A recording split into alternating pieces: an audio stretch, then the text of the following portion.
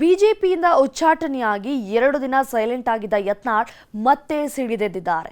ಶನಿ ಮಹಾತ್ಮನ ಮೊರೆ ಹೋಗಿ ಬಂದಂತಹ ಬಳಿಕ ಮತ್ತದೇ ಯಡಿಯೂರಪ್ಪ ವಿಜಯೇಂದ್ರ ವಿರುದ್ಧ ಆರೋಪಗಳ ಮಿಸೈಲ್ಗಳನ್ನು ಹಾರಿಸಿದ್ದಾರೆ. ಅಷ್ಟೇ ಅಲ್ಲ, 2028ಕ್ಕೆ ನಾನೇ ಸಿಎಂ ಅಂತ ಶಪಥ ಕೂಡ ಮಾಡಿದ್ದಾರೆ. ಬನ್ನಿ ಯತ್ನಾಳ್ ವಾರ್ ಹೇಗಿತ್ತು ನೋಡೋಣ.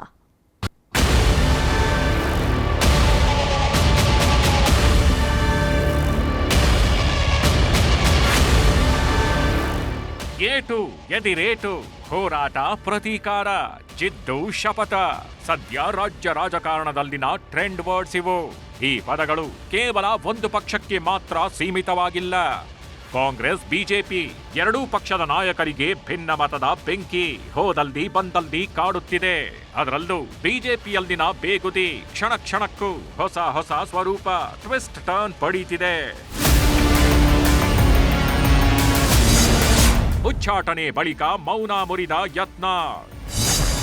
ಬಿಎಸ್ವೈ ಅಂಡ್ ಪುತ್ರನ ವಿರುದ್ಧ ಮತ್ತೆ ಹಿಂದೂ ಹುಲಿ ಘರ್ಜನೆ. ಉಚ್ಚಾಟನೆಯ ಬಳಿಕ ಮೌನಕ್ಕೆ ಶರಣಾಗಿ ಭಾವುಕರಾಗಿ ಕುಳಿತಿದ್ದ ಹಿಂದೂ ಫೈರ್ ಬ್ರ್ಯಾಂಡ್ ಮತ್ತೆ ಸಿಡಿಗುಂಡಾಗಿದ್ರು. ಬಳಿಕ ನ್ಯೂಸ್ 18 ಜೊತೆ ಎಕ್ಸ್ಕ್ಲೂಸಿವ್ ಆಗಿ ಮಾತನಾಡಿದ ಶಾಸಕ ಬಸನಗೌಡ ಪಾಟೀಲ್ ಯತ್ನಾಳ್ ಮಾತಿಗೂ ಯಡಿಯೂರಪ್ಪ ಮತ್ತು ವಿಜಯೇಂದ್ರ ವಿರುದ್ಧ ಬೆಂಕಿಯ ಮಳೆಯನ್ನೇ ಸುರಿಸಿದ್ರು. ಅಷ್ಟೇ ಅಲ್ಲ, ಮತ್ತೆ ಬಿಜೆಪಿ ಸೇರ್ತೀನಿ, ಬಳಿಕ 2028ಕ್ಕೆ ನಾನೇ ಸಿಎಂ ಆಗ್ತೀನಿ ಅಂತಾನು ಶಪಥ ಮಾಡಿದ್ರು. ಪಕ್ಷದಿಂದ ನನ್ನನ್ನು ಉಚ್ಚಾಟನೆ ಮಾಡಲು ಯಡಿಯೂರಪ್ಪನೇ ಕಾರಣ. ಸತ್ಯ ಮಾತಾಡ್ತಾರೆ, ನೇರ ಮಾತಾಡ್ತಾರೆ. ಭ್ರಷ್ಟಾಚಾರ ಹಗರಣದಲ್ಲಿ ಸಿಕ್ಕಂತ ಯಡಿಯೂರಪ್ಪ ಕುಟುಂಬದ ಬಗ್ಗೆ ಮಾತಾಡಿದ್ದಕ್ಕೆ 3 ಸಲ ಉಚ್ಚಾಟನೆ ಹಿಂದೆ ಯಡಿಯೂರಪ್ಪನೇ ಇದ್ದಾನೆ.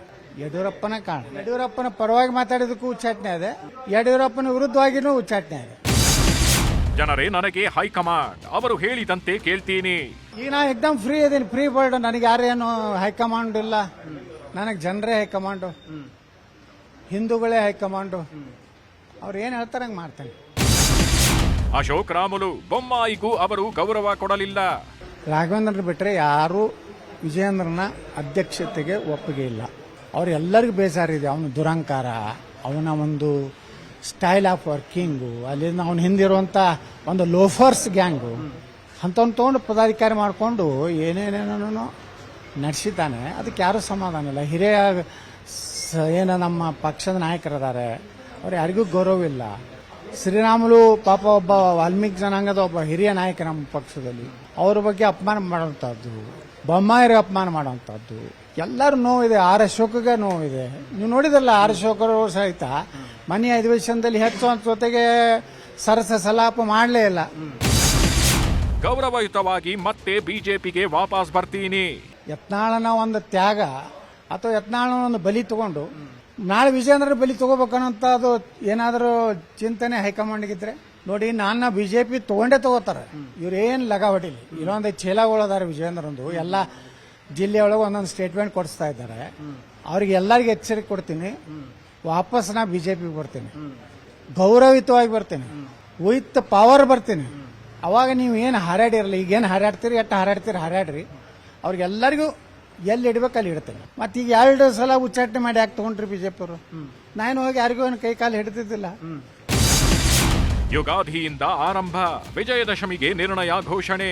ನಾವು ಹಿಂದುತ್ವ ಪರವಾಗಿ ಹೋರಾಟ ಮಾಡ್ತೀವಿ, ಉತ್ತರ ಕರ್ನಾಟಕದ ಅಭಿವೃದ್ಧಿ ಬಗ್ಗೆ ಹೋರಾಟ ಮಾಡ್ತೀವಿ, ಕೆಪಿಸಿಯಲ್ಲಿ ಭ್ರಷ್ಟಾಚಾರ, ವಾಲ್ಮೀಕಿ ಭ್ರಷ್ಟಾಚಾರ, ಕಾಂಗ್ರೆಸ್ ವಿರುದ್ಧ ಹೋರಾಟ ಮಾಡ್ತೀವಿ. ನಾವು ಮಾಡಿ ನಮ್ಮದೇ ಆದಂತಹ ಒಂದು ಶಕ್ತಿಯನ್ನ ಪ್ರದರ್ಶನ ಮಾಡ್ತೀವಿ. ಈಗ ನಾಳೆ ಯುಗಾದಿ ಇದೆ, ಹೊಸ ವರ್ಷದಿಂದ ಪ್ರಾರಂಭ ಮಾಡ್ತೀವಿ. ವಿಜಯದಶಮಿಗೆ ಏನು ಅನ್ನೋದು ನಿರ್ಣಯ ಘೋಷಣೆ ಮಾಡ್ತೀವಿ. ಯಡಿಯೂರಪ್ಪ ಕುಟುಂಬದ ರಾಜಕೀಯ ಅಂತ್ಯದ ಬಳಿಕ ವಿಜೃಂಭಣೆ. ಇದರ ಹಿಂದೆ ಒಂದು ದೊಡ್ಡ ರಾಜಕೀಯ ಲೆಕ್ಕಾಚಾರ ಇರ್ಬೋದು. ಇದೇನು ಇವತ್ತು ವಿಜಯೇಂದ್ರ ವಿಜೃಂಭಿಸಲಾಕತ್ತಲ್ಲ, ಮುಂದೆ ನಾವು ವಿಜೃಂಭಿಸುವ ಕಾಲ ಬರ್ಬೋದು, ಹಂಗಿರ್ಬೋದೇನೋ. ಈ ಕೇವಲ 48 ತಾಸದ ವಿಜೃಂಭಣೆ ವಿಜಯೇಂದ್ರ ಮಾಡಿರ್ತಾನೆ. ಮುಂದೆ ನಾನು ಆ ಯಡಿಯೂರಪ್ಪ ಕುಟುಂಬದ ರಾಜಕೀಯ ಅಂತ್ಯ ಆದ್ಮೇಲೆ ನಾವು ವಿಜೃಂಭಣೆ ಮಾಡ್ತೀವಿ. ಹೈಕಮಾಂಡ್ ಮುಂದೆ ಯಾವತ್ತೂ ನಾನು ಕೈ ಕಟ್ಟಿ ನಿಲ್ಲಲ್ಲ. ನೋಡಿ, ನಾನಂತೂ ಹೋಗೋದಿಲ್ಲ, ನಾ ಹೋಗಿ ಅಂತೂ ಕೈ ಮುಕ್ಕೊಂಡು ನಿಂದಿರೋದಿಲ್ಲ, ಕ್ಷಮೆ ಬಿಡೋದಿಲ್ಲ, ವಿಷಾದ ವ್ಯಕ್ತಪಡಿಸೋದಿಲ್ಲ. ಇನ್ನು ನಾನು ಅಭಿಮಾನದಿಂದ ಅವರೆಲ್ಲರೂ ಕೂಡಿ, ಇದು ಬರೇ ರಮೇಶ್ ಜಾರಕಿಹೊಳಿ ಆ ಗುಂಪು ಅಷ್ಟೇ ಇಲ್ಲ ಪಾಪ. ಅಲ್ಲಿ ಲೋಕಸಭಾ ಸದಸ್ಯರು, ಕೇಂದ್ರ ಮಂತ್ರಿಗಳು, ಇಲ್ಲಿ MLAಗಳು, ಸಾಮಾನ್ಯ ಕಾರ್ಯಕರ್ತರು, ಹಿಂದೂ ಕಾರ್ಯಕರ್ತರು ಬಹಳ ದೊಡ್ಡ ಸಂಖ್ಯೆಯಲ್ಲಿದ್ದಾರೆ. ನಮ್ಮ ಹಿಂದೆ ದೊಡ್ಡ ಸಂಖ್ಯೆ ದೊಡ್ಡದಿದೆ. ಉಚ್ಚಾಟನೆ ಮಾಡಿ ಅಂದ ಕೂಡಲೇ ಯತ್ನಾಳ ಮುಗಿಲಿಲ್ಲ. ಯತ್ನಾಳನ್ನ ಶಕ್ತಿ 10 ಪಟ್ಟು ಹೆಚ್ಚಾಗಿದೆ. 2028ಕ್ಕೆ ಬಿಜೆಪಿಯಿಂದ ನಾನೇ ಸಿಎಂ ಆಗ್ತೀನಿ, ಇದು ನನ್ನ ಚಾಲೆಂಜ್. ಯತ್ನಾಳ ಶಕ್ತಿ ಹಿಂದುತ್ವ, ಯತ್ನಾಳ ಶಕ್ತಿ ಬಿಜೆಪಿಯ ನಿಷ್ಠಾವಂತ ಕಾರ್ಯಕರ್ತ, ಯತ್ನಾಳ ಶಕ್ತಿ ಗೌಪ್ಯವಾಗಿರುವಂತ ಜನಪ್ರತಿನಿಧಿ. 2028ಕ್ಕೆ ನಾವೇ ಅಧಿಕಾರದಲ್ಲಿ ಇರ್ತೀವಿ. ನಾವು ಮುಖ್ಯಮಂತ್ರಿ ಆಗ್ಬೇಕತ್ತೇನೆ. ಜನರು ಹೇಳ್ತಾ ಇದ್ದಾರೆ ನೀವೇ ಮುಖ್ಯಮಂತ್ರಿ ಆಗ್ಬೇಕು. ಯಾಕೆ ಆಗ್ಬಾರ್ದು? ವಿಜೇಂದ್ರನೇ ಆಗ್ಬೇಕಾ? ವಿಜೇಂದ್ರ ಮುಖೇನ ನನ್ನ ಮಗ ಆಗ್ಬೇಕಾ? ಅದು ಆಗೋದಿಲ್ಲ. ರಾಜ್ಯದ ಜನ ಒಪ್ಪೋದಿಲ್ಲ. ನಾ ಆಗ್ತೀನಿ ಮುಖ್ಯಮಂತ್ರಿ. ನೋಡ್ತಾರೆ 2028 ಚಾಲೆಂಜ್. ಈ ಮೂಲಕ ಬಿವೈ ವಿಜಯೇಂದ್ರ ಹಾಗೂ ಅವರ ಆಪ್ತ ಬಣಕ್ಕೆ ಯತ್ನಾಳ್ ಪಂಥಾಹ್ವಾನದ ಜೊತೆಗೆ ಚಾಲೆಂಜ್ ಮಾಡಿದ್ದಾರೆ. ಈ ಮಾತಿಗೆ ಬಿಜೆಪಿ ರಾಜ್ಯಾಧ್ಯಕ್ಷ ವಿಜಯೇಂದ್ರ ಕೂಲ್ ಆಗಿಯೇ ಪ್ರತಿಕ್ರಿಯಿಸಿದ್ದಾರೆ. ಯತ್ನಾಳ್ ಉಚ್ಚಾಟನೆ ಬಳಿಕ ಸೈಲೆಂಟ್ ಆಗಿದ್ದ ವಿಜಯೇಂದ್ರ ಯತ್ನಾಳ್ರ ಎಲ್ಲ ಆರೋಪಗಳನ್ನ ಸಾರಾಸಗಟಾಗಿ ತಳ್ಳಿ ಹಾಕಿದ್ದಾರೆ.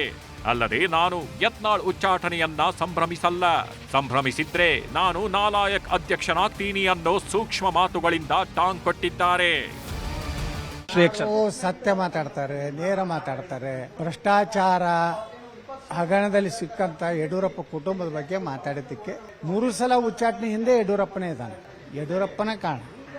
ಇವತ್ತು ಯತ್ನಾಳ್ ವಿರುದ್ಧ ಕೇಂದ್ರದ ವರಿಷ್ಠರೇನು ತೀರ್ಮಾನ ಮಾಡಿದ್ದಾರೆ, ಅದು ಯಡಿಯೂರಪ್ಪನವ್ರ ತೀರ್ಮಾನನೂ ಅಲ್ಲ, ವಿಜೇಂದ್ರ ಅವರ ತೀರ್ಮಾನನೂ ಅಲ್ಲ. ಇವತ್ತು ನಮ್ಮ ಕೇಂದ್ರದ ವರಿಷ್ಠರು ಏನು ನಿರ್ಧಾರ ಮಾಡಿದ್ದಾರೆ, ಆ ನಿರ್ಧಾರ ಆಗಬೇಕು ಅಂತೇಳಿ ನಾನು ಕೂಡ ರಾಜ್ಯದ ಅಧ್ಯಕ್ಷನಾಗಿ ಯಾವತ್ತೂ ಕೂಡ ಕೇಂದ್ರಕ್ಕೆ ಒತ್ತಾಯವನ್ನ ಅಥವಾ ಒತ್ತಡವನ್ನ ಹೇರಿಲ್ಲ. ರಾಘವೇಂದ್ರ ಬಿಟ್ಟರೆ ಯಾರು ವಿಜಯೇಂದ್ರನ ಅಧ್ಯಕ್ಷತೆಗೆ ಒಪ್ಪಿಗೆ ಇಲ್ಲ. ಅವರೆಲ್ಲರಿಗೂ ಬೇಸರಿದೆ. ಅವನ ದುರಂಕಾರ, ಅವನ ಒಂದು ಸ್ಟೈಲ್ ಆಫ್ ವರ್ಕಿಂಗು, ಅಲ್ಲಿಂದ ಅವನ ಹಿಂದಿರುವಂಥ ಒಂದು ಲೋಫರ್ಸ್ ಗ್ಯಾಂಗು ಅಂಥವ್ನು ತೊಗೊಂಡು ಪದಾಧಿಕಾರಿ ಮಾಡಿಕೊಂಡು ಏನೇನೇನೋ ನಡೆಸಿದ್ದಾನೆ. ಅದಕ್ಕೆ ಯಾರೂ ಸಮಾಧಾನ ಇಲ್ಲ. ಸದನ ನಡಿಬೇಕಾದ್ರೂ ಕೂಡ ನಾನೇ ವೈಯಕ್ತಿಕ ಅವ್ರನ್ನ ಭೇಟಿ ಮಾಡಿ, ನಾನು ಯಾಕೆ ಭೋಜನ ಕೂಟ ವ್ಯವಸ್ಥೆ ಮಾಡಿದಾಗ ಅವ್ರನ್ನೂ ಕೂಡ ನಾನು ಬರಬೇಕು ತಾವು ಅಂತೇಳಿ. ಎಲ್ಲಿವರೆಗೂ ಅಂತ ಹೇಳಿದ್ರೆ ಯತ್ನಾಳ್ ಅವರೇ ಯಾವುದೇ ವ್ಯತ್ಯಾಸಗಳು ಇರಲಿ ಸರಿಪಡಿಸ್ಕೊಳ್ಳೋಣ, ದಯವಿಟ್ಟು ನೀವು ಭೋಜನ ಕೂಟಕ್ಕೆ ಬರಬೇಕು ಅಂತೇಳಿ ನಾನೇ ಆಹ್ವಾನಿಸಿದ್ದೆ. ಯಾಕೆಂತ ಹೇಳಿದ್ರೆ ನಾನು ಯತ್ನಾಳ್ ಅವರಿಗೆ ತುಲನೆ ಮಾಡಿದ್ರೆ ವಯಸ್ಸಿನಲ್ಲೂ ಕೂಡ ಚಿಕ್ಕೋನು, ಅನುಭವದಲ್ಲೂ ಕೂಡ ಚಿಕ್ಕೋನು. ಇದೇನು ಇವತ್ತು ವಿಜಯೇಂದ್ರ ವಿಜೃಂಭಿಸಲಾಕತ್ತಲ್ಲ, ಮುಂದೆ ನಾವು ವಿಜೃಂಭಿಸುವ ಕಾಲ ಬರ್ಬೋದು. ಹಂಗಿರ್ಬೋದೇನೋ. ಈ ಕೇವಲ 48 ತಾಸದ ವಿಜೃಂಭಣೆ ವಿಜಯೇಂದ್ರ ಮಾಡಿರ್ತಾನೆ. ಮುಂದೆ ನಾನು ಆ ಯಡಿಯೂರಪ್ಪ ಕುಟುಂಬದ ರಾಜಕೀಯ ಅಂತ್ಯ ಆದ್ಮೇಲೆ ನಾವು ವಿಜೃಂಭಣೆ ಮಾಡ್ತೀವಿ. ಯತ್ನಾಳ್ ಅವರ ಉಚ್ಚಾಟನೆ ಸಂಭ್ರಮಿಸ್ತಕ್ಕಂಥ ಪ್ರಶ್ನೆ ಉದ್ಭವ ಆಗೋದಿಲ್ಲ. ಅಂತ ಮನಸ್ಥಿತಿ ನನಗೆ ಇದ್ದಿದ್ದೇ ಆದ್ರೆ ರಾಜ್ಯದ ಅಧ್ಯಕ್ಷನಾಗಿ ಮುಂದುವರೆಯೋದಕ್ಕೆ ನಾನೇ ಹೇಳ್ಬಿಡ್ತೇನೆ. ಇದು ಯತ್ನಾಳ್ ಮತ್ತು ವಿಜಯೇಂದ್ರ ನಡುವಿನ ಮಾತಿನ ಮಲ್ಲ ಯುದ್ಧವಾದರೆ ಮತ್ತೊಂದೆಡೆ ಬಣಗಳ ನಾಯಕರು ಫುಲ್ ಕನ್ಫ್ಯೂಷನ್ ನಲ್ಲಿದ್ದಾರೆ. ಅಲ್ಲದೆ ಪಕ್ಷಕ್ಕೆ ಯತ್ನಾಳ್ರನ್ನ ವಾಪಸ್ ಕರೆದುಕೊಳ್ಳೋ ಬಗ್ಗೆ ಮತ್ತೊಮ್ಮೆ ಮರುಪರಿಶೀಲಿಸಬೇಕು ಅನ್ನೋ ಮಾತುಗಳು ಕೇಳಿ ಬರ್ತಿವೆ. ಕೆಲವರು ಯತ್ನಾಳ್ ಪರ ವಹಿಸಿದ್ರೆ ಇನ್ನು ಕೆಲವರು ಮಾಡಿದ ತಪ್ಪಿಗೆ ಶಿಕ್ಷೆ ಅಂತಲೂ ಅಭಿಪ್ರಾಯ ವ್ಯಕ್ತಪಡಿಸುತ್ತಿದ್ದಾರೆ. ಪಕ್ಷದಲ್ಲಿ ಏನಾಗ್ತದೆ ಅಂದ್ರೆ ಪಕ್ಷದ ನಾವು ಏನೇ ಮಾತಾಡಿದ್ರು ಪಕ್ಷ ಒಂದು ಚೌಕಟ್ಟಲ್ಲಿ ಮಾತಾಡ್ಬೇಕಾಗ್ತದೆ.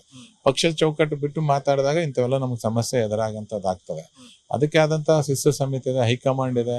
ಹಂಗಾಗಿ ನಾವು ಏನೇ ಮಾಡಿದ್ರು ನಿಮ್ಮ ಮಾಧ್ಯಮದಲ್ಲಿರೋದ್ರಿಗೆ ಒಂದು ಮಾತಾಡೋದು ಬೇರೆನೇ ಇರ್ತದೆ, ಒಳಗಡೆ ಮಾತಾಡೋದೇ ಬೇರೆ ಇರ್ತದೆ. ಒಳಗಡೆ ಹೋಗಿ ಕುಂತು ಅಲ್ಲಿ ಏನೇ ನಾವು ಒಂದು ಚೌಕಟ್ಟಿನಲ್ಲಿ ಜಗಾಡಿ ಮಾತಾಡಿ ನಮ್ಮ ಸಮಸ್ಯೆ ಬಗೆಹರಿಸಂದ್ರೆ ಈ ಸಮಸ್ಯೆ ಉದ್ಭವ ಆಗ್ತದಿಲ್ಲ. ಇಷ್ಟು ದಿನ ನೇರ ಸಮರದಂತಿದ್ದ ಯತ್ನಾಳ್ ಮತ್ತು ವಿಜಯೇಂದ್ರ ನಡುವಿನ ವೈಮನಸ್ಸು ಈಗ ಬೂದಿ ಮುಚ್ಚಿದ ಕೆಂಡವಾಗಿದೆ. ಉಚ್ಚಾಟನೆಯಾಗಿರುವ ಯತ್ನಾಳ್ ಒಳಗೊಳಗೆ ಕುದಿಯುತ್ತಿದ್ದಾರೆ. Krishna G V, news 18 Bengaluru.